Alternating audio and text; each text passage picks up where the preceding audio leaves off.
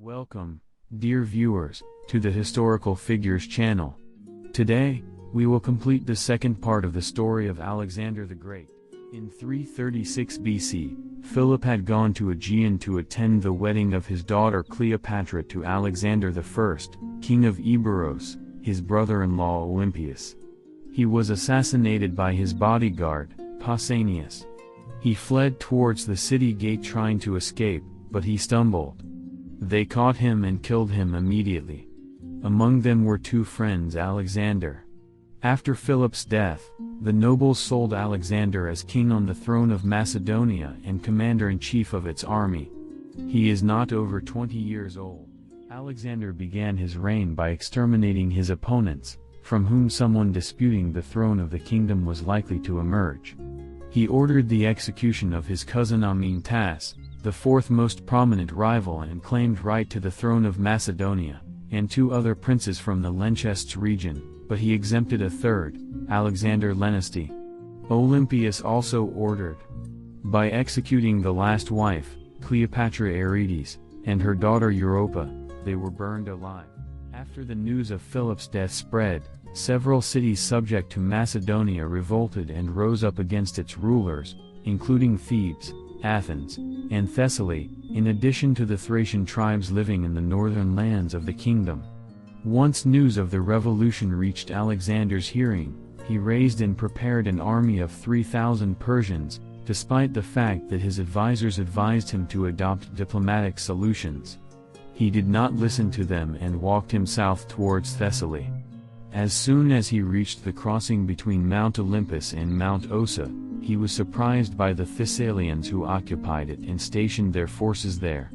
He ordered his men to climb to Mount Ossa and turn around the Thessalis. They were surprised to shock the Thessalis when they woke up the next morning to find the Macedonians had become behind their army. They surrendered. Immediately, their knights voluntarily joined Alexander's army. Historians agree that Alexander deserved the title of Grand or Great because of his unprecedented military success. He never lost a battle despite the fact that most of the armies he faced exceeded his promise. This is due to his good use of the lands of Al-Waka and his training of infantry and imagination corps to use excellent tactics and bold strategy. Because of the blind loyalty of his soldiers, Alexander armed his legions with long spears of up to 6 meters. These legions had been rigorously trained in fighting since the days of Philip II until they reached the highest levels of army perfection in their time.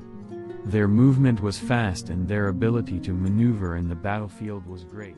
Alexander founded more than 20 cities bearing his name in different parts of his empire in many areas of the territory he conquered during his military campaigns, but most of them occurred east of the Tigris River.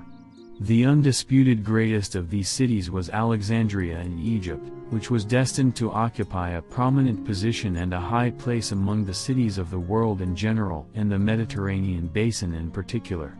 The cities founded by Alexander were located on important trade routes in places that were mostly fortified and inhabited by Greeks and indigenous people after his death. Many Greeks, the people of these cities, tried to return to their motherland, but another section decided to stay. His cities were experiencing a lot of bliss and prosperity. He built hospitals, astronomical observatories, temples and other interests in them. The most prominent and important legacy left by Alexander is undoubtedly the extension of Macedonian influence to vast areas within Asia. At the time of his death, Alexander's empire reached 5,200,000 square meters, making it the largest country in that era.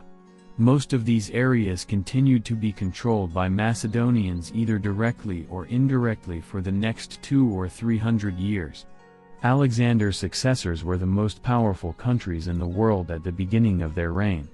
Therefore, historians have always called the era that extends over these years the Hellenistic era. The coins of Alexander the Great bear the face of Heracles turning to the right wearing the skin of a lion. On their back, Zeus appears. Coins minted in the name of Alexander the Great had such a great reputation that they were struck for almost 250 years. This was in parallel with coins of different shapes. They were minted by Alexander's successors, and their names, Alexander's coins, were widely recognized in Hellenistic cities. Here we have finished today the second part of the excerpts from the life of Alexander the Great. Wait for the third part tomorrow, and we will show all his conquests and invasions. If you like the video, do not forget to subscribe to the channel and click like to receive everything new from our channel.